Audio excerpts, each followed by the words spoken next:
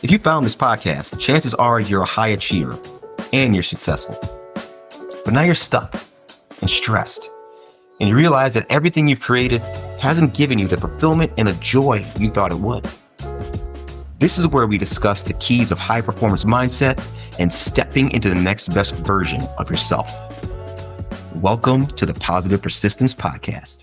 Welcome back to another episode of the Positive Persistence Podcast, where we, got my co-host with me today, bring you stories to inspire you and strategies to help you tap into your potential and become your best self. Now, today we are joined by an amazing entrepreneur. Now, in addition to working in a private practice to assist disadvantaged patients in seeking medical and therapeutic care, she also trained resident physicians to bridge mind, body, and medicine as a tool for healthier lives.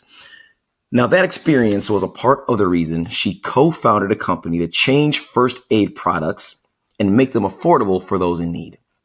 Jodi Scott, co-founder and CEO of Green Goo Plants with Purpose, welcome to the show.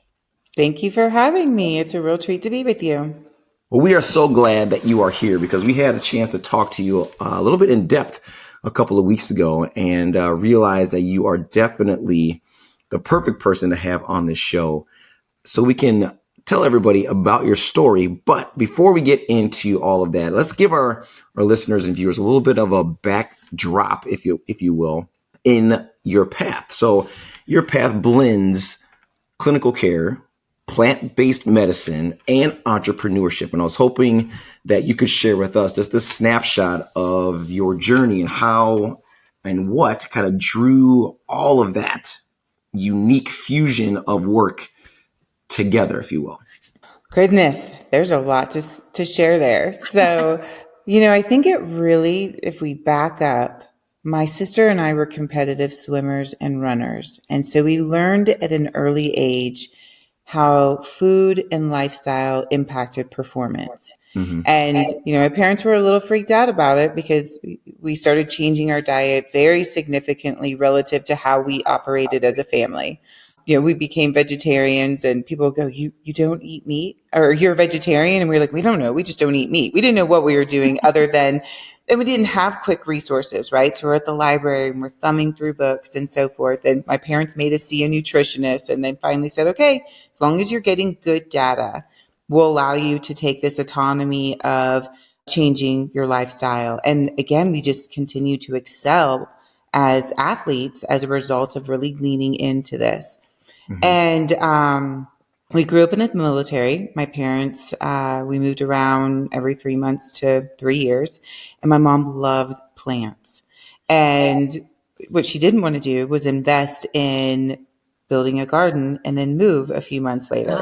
Yeah. So she would have potted plants. And so every move, we'd be taking these potted plants with us, swatting them while we're in the car, crying to go to the next move. But the plants became our home. We put the plants in, and then that created the space where we're like, okay, we're home. She might cook something from the herb garden. We might get a burn, and she would grab the aloe plant. And so early on, we started to become very interested in plants. So take that forward. My sister and I, from an educational standpoint, she went biology and outdoor education. And then I went pre-med and psychology, advanced into health psychology, started studying psychoneuroimmunology, and became incredibly passionate about the mind-body medicine relationship. And really wanted to change the medical field in not just looking at prescribing, but really looking at the patient from an integrative standpoint before mm-hmm. integrative medicine was a thing. So I was training resident physicians on the biopsychosocial model, saying, hey, let's look at them. Let's ask them what their lifestyle is. Let's get to know what they're doing outside of the prescription so that we can further advance their wellness journey and have better results. Mm-hmm. And so at the time, my sister's starting to go to herb school and she's learning the practice of making medicine from plants. So tinctures, supplements, salves. And when she started making the salves, what was really interesting is here we're living a really healthy lifestyle. We've got organic food, we're even natural shampoos, but our first aid cabinet was full of one-time use chemical products. That was the exception because we just assumed anything that we were using for a cut or scrape had to be whatever we call traditional OTC. And so she starts making these salves and we start using them. And I'm like, wow, these are great for cuts and scrapes. This is great for pain. This is great for itching. And so the ideas just started to take shape. So we started selling them at the farmer's market, thinking, well, let's just kind of, who doesn't love the farmer's market? Let's go ahead and get some fresh breads and bring some stuff from our garden. Right. And we bring it to the market. And at one point we recognized we have the longest line. And families are sharing just beautiful stories with us. Their son who had eczema will now go to school and he's not embarrassed. Someone who is a big outdoor enthusiast, had a number of injuries using our pain relief product, now is having the recovery that they were looking for and can start doing the things that they were hoping for. They're lifting up their shirts and they're showing us their cuts and scrapes from their weekend adventures. Yeah. And I was like, this might be bigger than us. So I started looking at this space more specifically and coming from a data-driven education, looking at consumer behavior and saying, okay, let's get to know the space better. And we found we weren't alone. The natural consumer was willing to abandon their natural ethos because they were told chemical-laden products were the only products that could get the job done. And then even bigger than that was the conventional consumer. Here we are at a place where chronic skin conditions are at an all-time high. But what's available on the OTC market is used for 7 to 10 days. And if symptoms persist, could be toxic, go see your physician. And so they found it just inconvenient that they have to go see their physician and expensive. So I thought, what if we can make a solution that's superior in efficacy first and then also plant-based and more sustainable? And so that's how Green Goo was born. What a great story. And you said this, I thought, I've never heard of this. You said your sister went to herb school. She did. What is herb school, or where did she go? What is that? So there are a number of herb schools across the country. She selected one that was in California. So after she graduated from her undergraduate, she actually worked in outdoor education, teaching children to go outside, identify plants. And then through that, she found a certified herbology school where you go and get certified as an herbologist. And then from there, went on to get her certification to be a midwife. So it was really cool for us to take my Western medicine education, her Eastern medicine, if you will, or she would argue it's really more indigenous, and bringing that together to be able to scale. Because when we first started this, we're growing the herbs in her backyard, and then we're drying them on old screen doors on the front porch, like having them layered up. And then taking them through this infusion cycle and then producing them in our kitchen with these custom oils that give you this really rich efficacy. And it was so funny in the early days. At one point, the production was so over the top that we had to take our camping equipment and put it outside of the kitchen where we could cook our food so that we could eat. Because our kitchen was now our production facility. Yeah. And that is why Green Goo works. And to this day, that process we've continued to scale. So we continue to bring the raw materials, the plants, to our manufacturing facility. We take it through this unique extraction process, yield the highest amount of the medicinal properties, and these custom oils go into these products. So one, you can't get these custom oils anywhere. But two, that's why it contributes to the efficacy, because you're getting that rich botanical profile with not a lot of other ingredients that are interfering with its performance. Interesting. So it's like pure as pure can be. Yeah. You got it. It's like freshly squeezed orange juice versus, your powdered supplement. Yeah. Okay. That's amazing. So you talked about that your business was growing, like taking over your kitchen.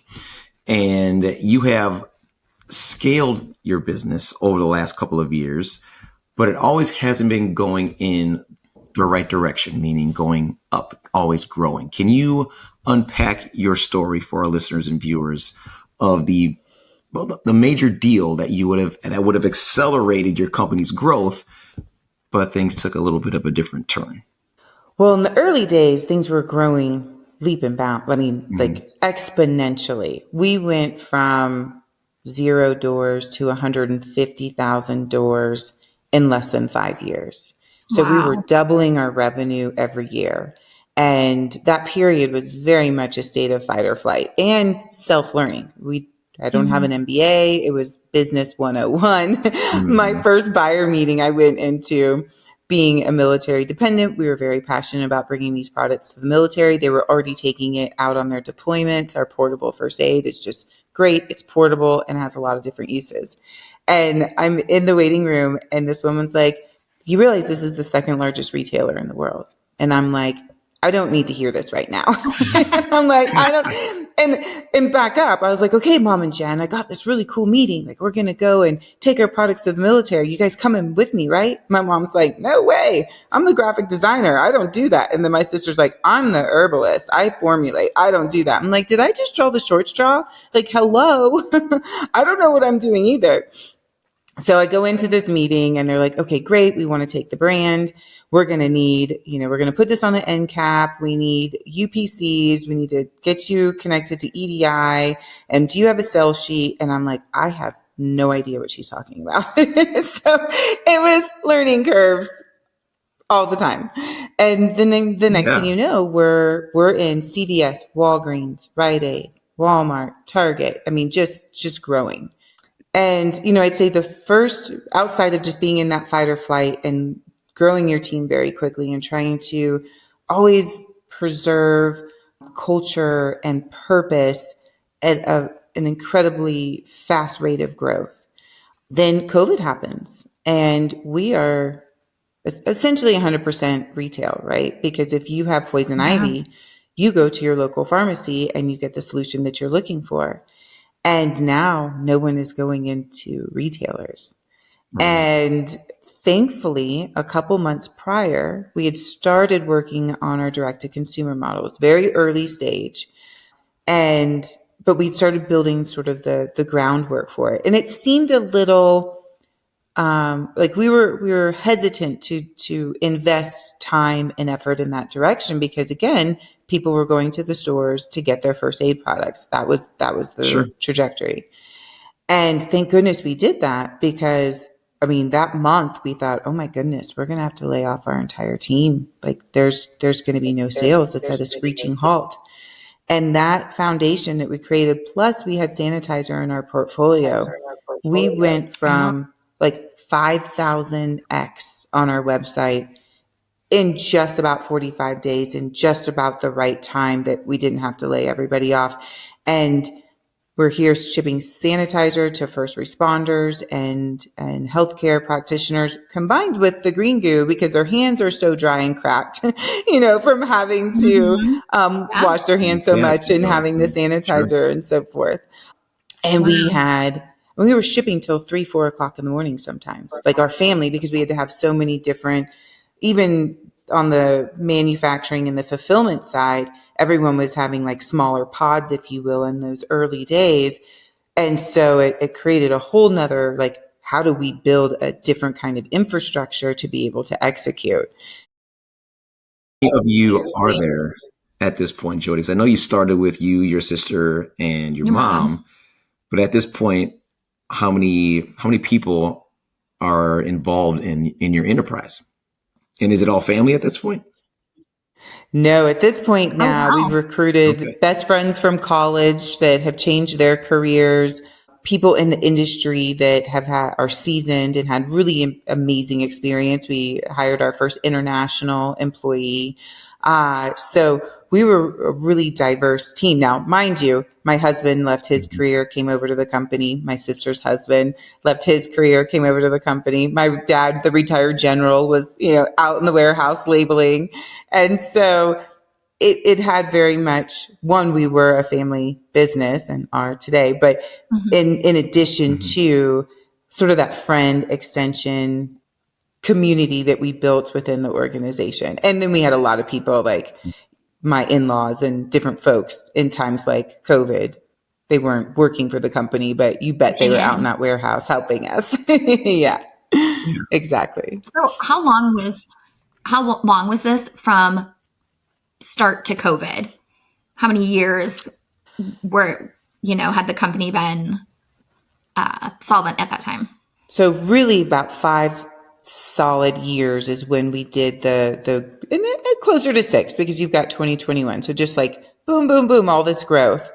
And Yeah, so then you what grew. we, I mean, that's growing pretty Really quick fast, for yeah. a small business. I mean, your growth was fairly exponential in a pretty short period of time, from farmers market to, you know, COVID. Second largest retailer in the Yeah, world. right.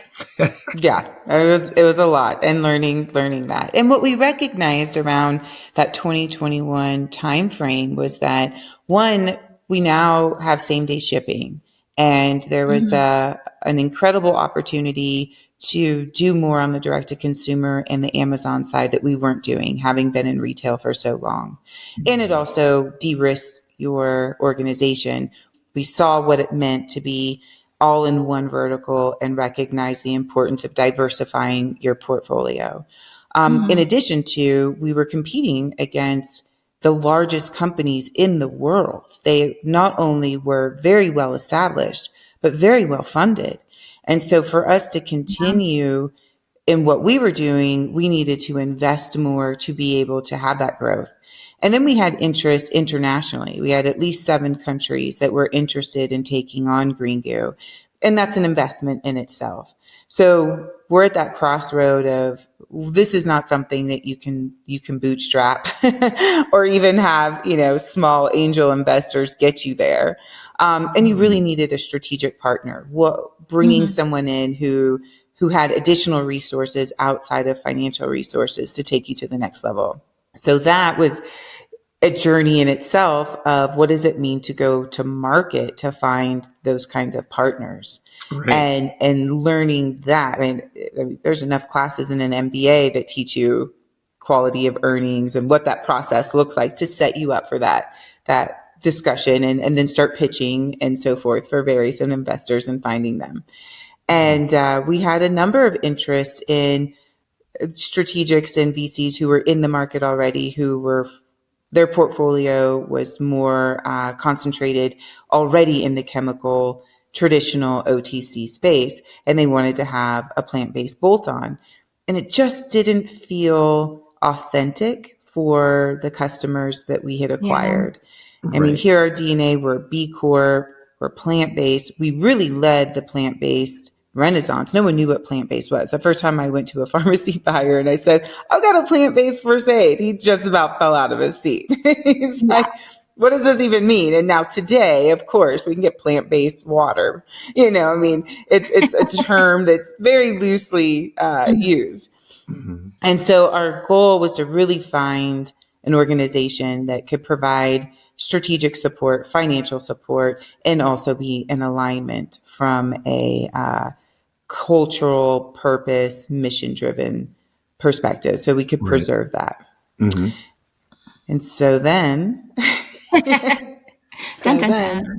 Dun, dun, dun, we found an international company. So they had an international footprint, which very much mirrored what we were looking for. They had a strong financial partner who was one of their major founders. So from a financial perspective, there was going to be those financial resources, and they were focused on plant-based disruptive alternatives. So on paper, it was a really great fit. And so we were excited about that transition. And we weren't selling the company, although on paper it was selling the company, but in spirit, it really was a partnership. So the idea was that we were going to continue to grow together and build this portfolio. So we weren't going anywhere, but then we weren't going to have to find a way to fund the competitive landscape that was necessary. Sure. To grow. So how many other companies were you considering when you ended up choosing the one that you did? We had at least, I probably had 50 meetings. Okay. You have a lot of meetings as you're vetting. So there was a lot of interest. Absolutely. And there was a number of different directions we could have taken. Okay. And so you look at kind of, you want to stay in, you don't want to leave, you want to be a part of it. You also have all of these potential resources and expansions. And there's a number of them where that wasn't the case. And so it really checked all the boxes.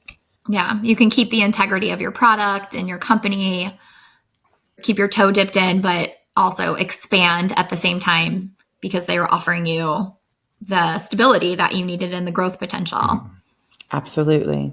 So, but things took a significant turn, unfortunately. And so one of the founders, who was the financial resource, was raided by the feds and ultimately faced a number of legal and financial issues.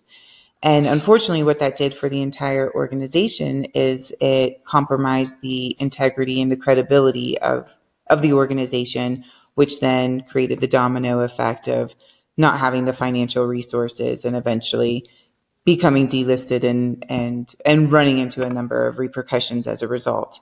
And so I had less than 24 hours to terminate my entire team, including my mom and sister, including best friends who had changed their careers, including my husband, my sister's husband. And so in a very short period of time, people were unemployed, and we didn't gain any financial gain in this transaction. And so it was outside of, I mean, here you've been in fight or flight for so very long building a company. And then it's like, breaks.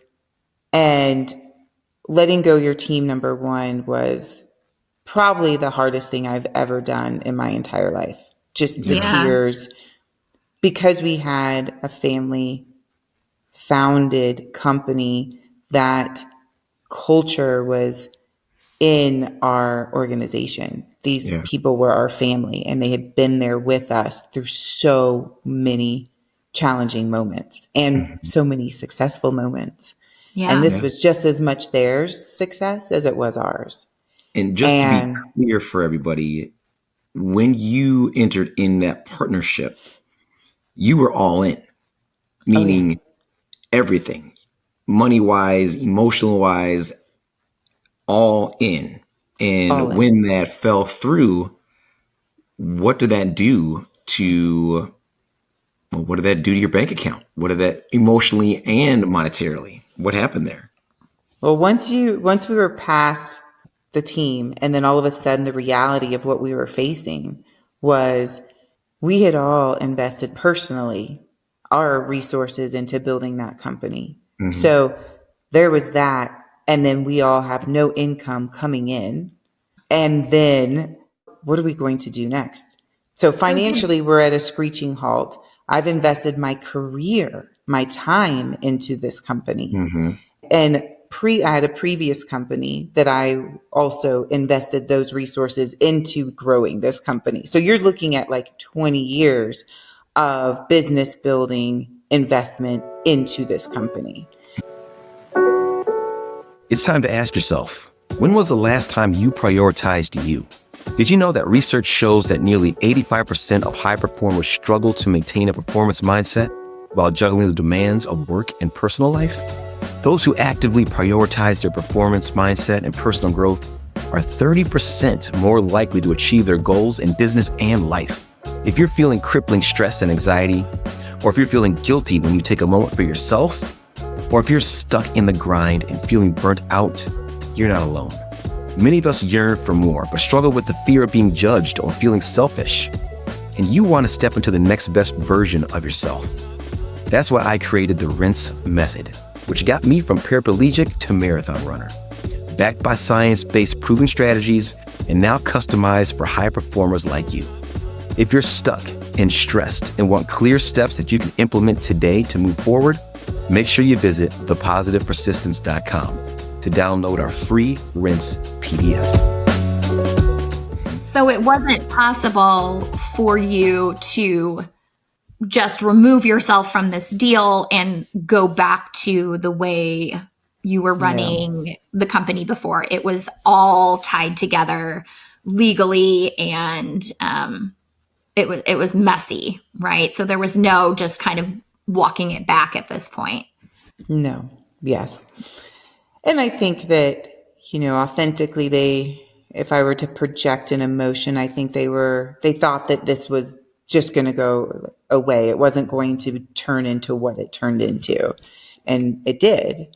And so we were at a crossroad. And then your purpose, like our purpose was so entangled in building this company. It wasn't just about selling a product. It was about a movement. It was an impact. It was changing people's lives. Like we have Jane Doe #1 who was pulled from the World Trade Center, who reached out to us. And this was the only product that worked for her opioid withdrawal. I mean, these are the kind of stories you get on a regular basis.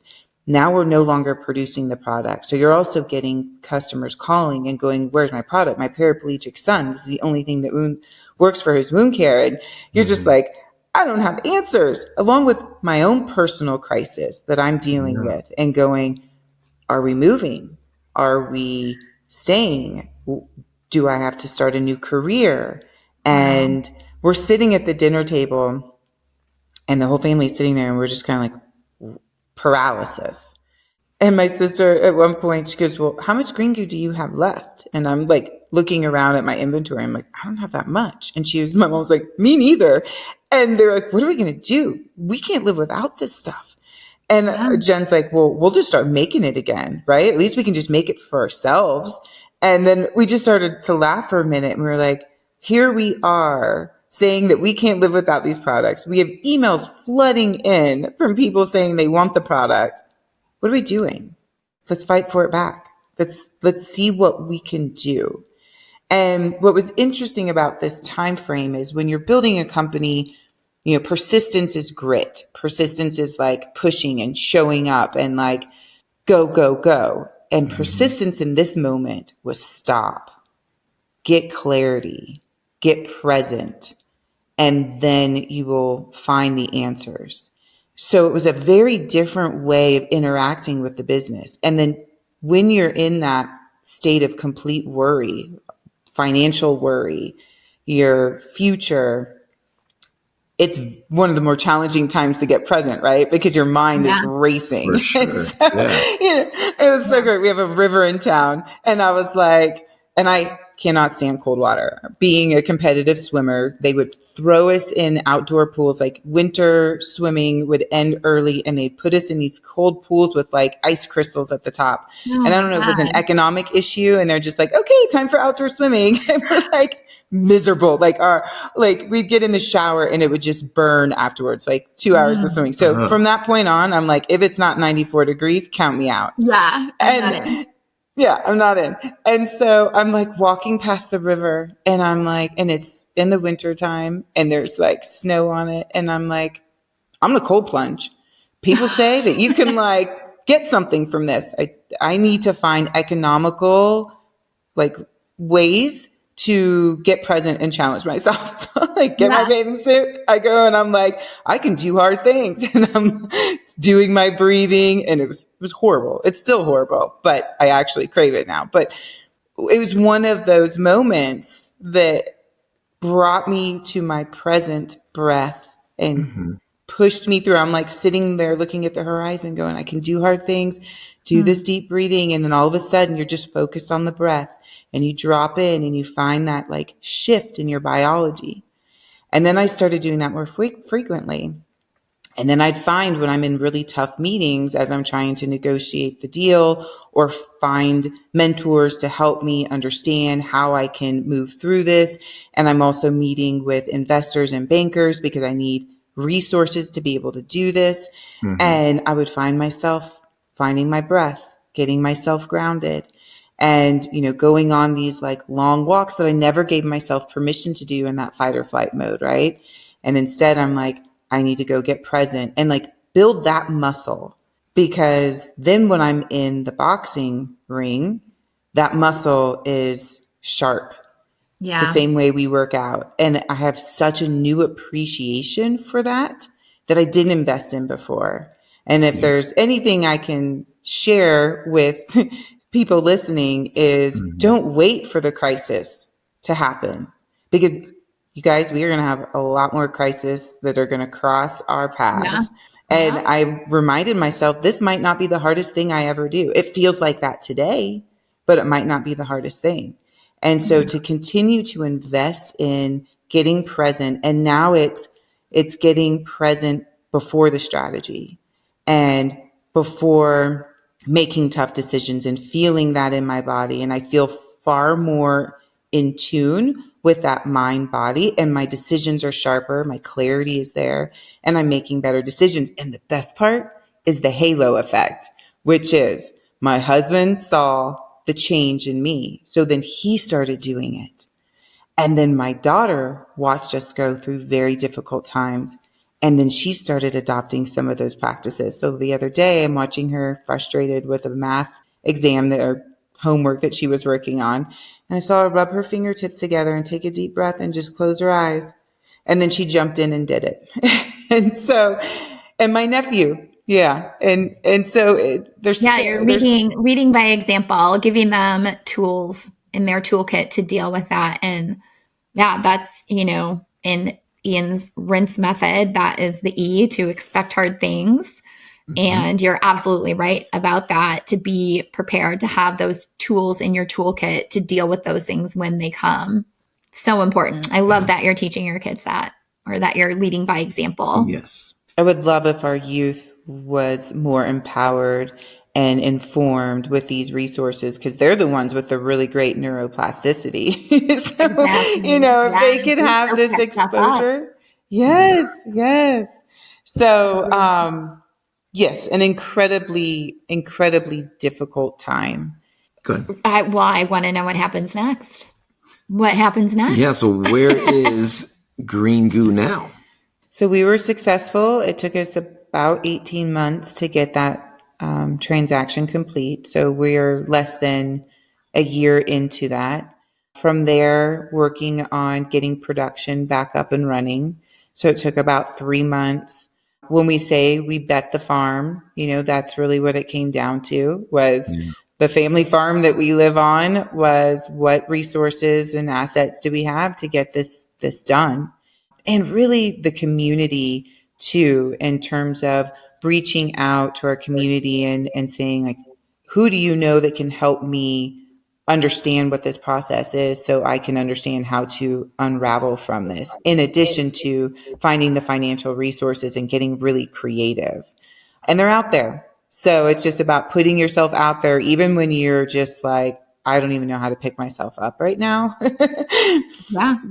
Getting there and showing up and finding those resources. Do you have your products all for our listeners? Can they go back online now and do direct ship? How did you kind of rebuild that part of your business? So we had to start very slow, and we're still in that process. So we started with the hero product and started working our way into production. So that one went into production first. We got to let our customers know it was available, and then start to slowly, it is literally like back up to the startup days, and then getting the next one into production and the next one in production. And we're still probably only 50% in production. But yes, you can go to greengoo.com. You can go and purchase the products. It is available on Amazon. We are not in the retailers that we were before. When production stopped, that shelf space slowly but surely disappeared. And of course, we can't just go, okay, we're going to go open the floodgates and it's not fiscally viable. So we have to just really look at the different tiers and work our way through. But the customers have been amazing. Like yesterday, there was a customer that came back and she was on order number 48, and she has been ordering since 2018. We have people that have been here for a decade and reordering and cheering us on, and so grateful that these products are back. And also, even from 18 months not having product and going, did they go somewhere else? And to be able to evaluate and discover that we're still their go-to, and that they might have had to use something else, but it didn't make them happy enough. And now they're so grateful to come back to the one that does make them happy. And so it's really special. And the level of gratitude that I have now as a result of losing it and then getting it back is just so immense. So it's like the mountains don't seem so ominous. The mountains are like invitations, like game on, like, thank you. I am so glad I get the opportunity to hike this mountain. It's really special. Would you say that you have that feeling, that energy, that lens now to look through because of the challenges you were able to overcome. Absolutely. I mean, And those are gifts. Like all of yeah. a sudden you're like, oh my gosh. So I wrote a book while I was in the unemployment process going, okay, I needed it really more as a cathartic, Yeah. like place to dump this. Sure. And sort of and it felt very much like journaling. And as I'm writing that's really what came together it was almost a gift, an opportunity that one, I wouldn't want to invite, but at the same token, the outcome of what we personally have not just overcome, but what we've invited into our new way of how we approach things and how we live is just so much richer.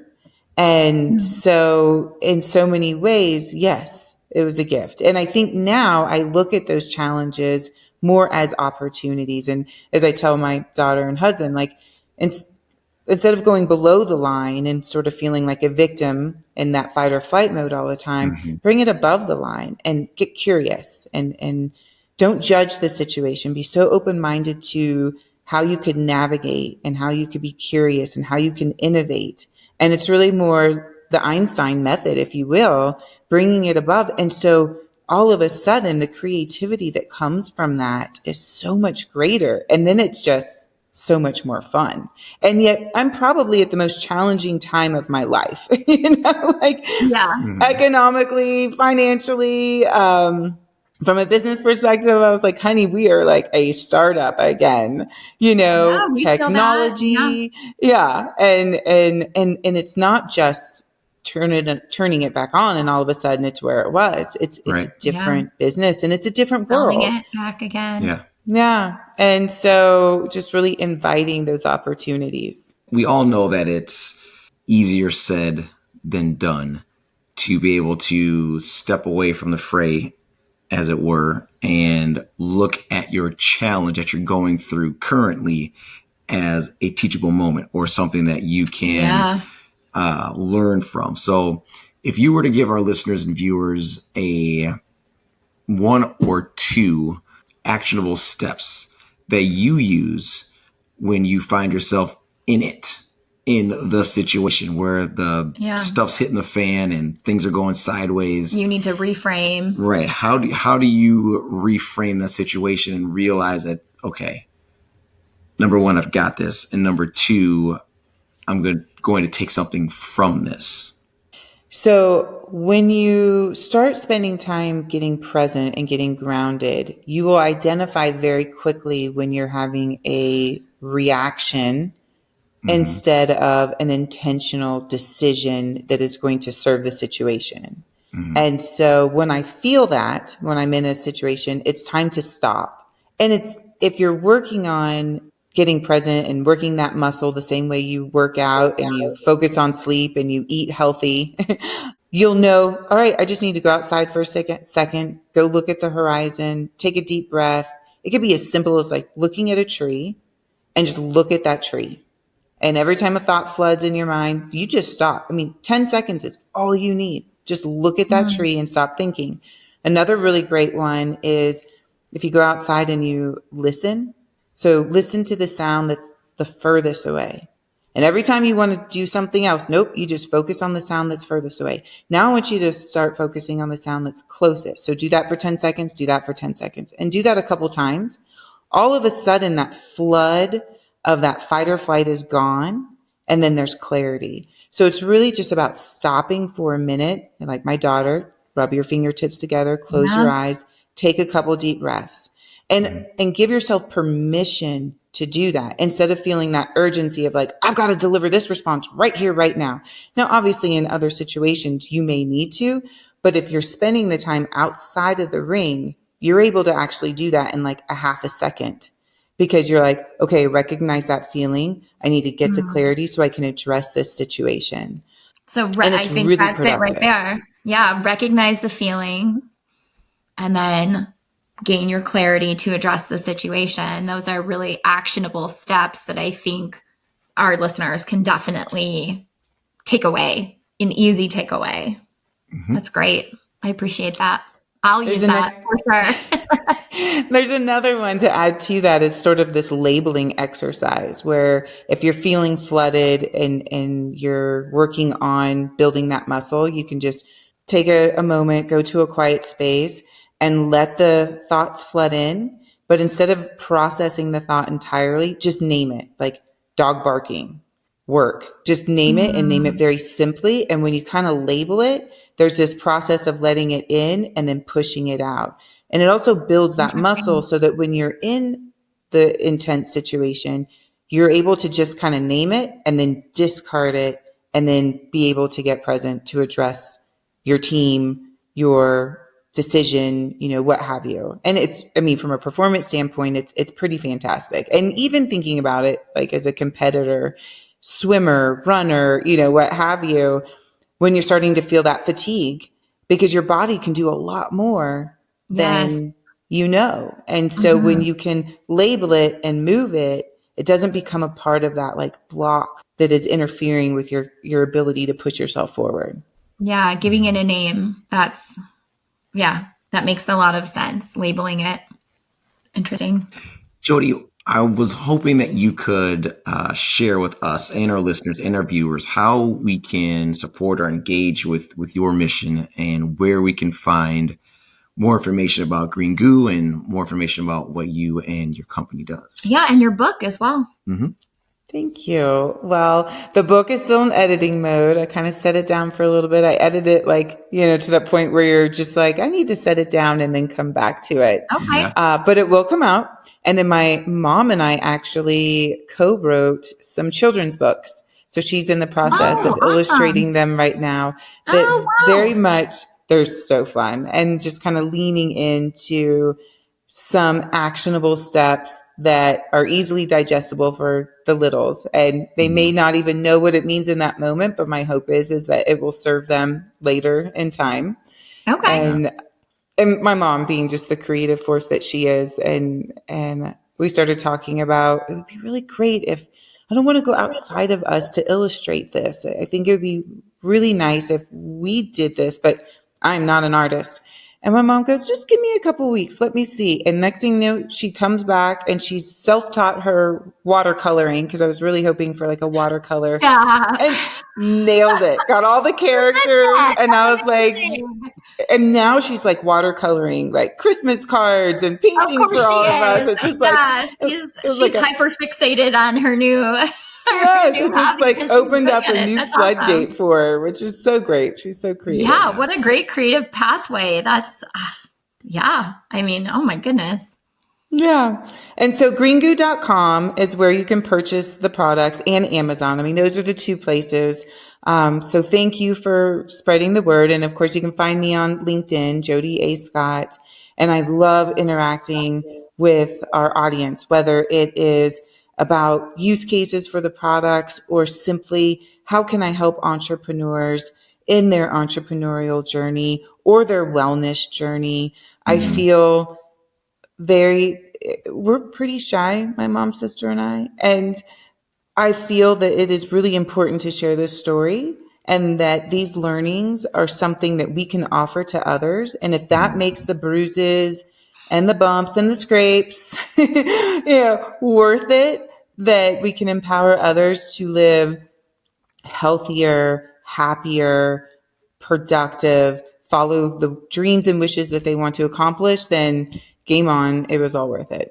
Yeah. Yeah. For sure. That's a great perspective because you went through it, and to come out, with that attitude is one, healthier for you. It's a great mindset, and the way that you got through it is just so impressive, and being able to ground yourself and cold plunge, and it's just remarkable. So I just applaud you, and I know that it wasn't easy. So just congratulations on coming out the other side and hopefully, doing it bigger and better this time.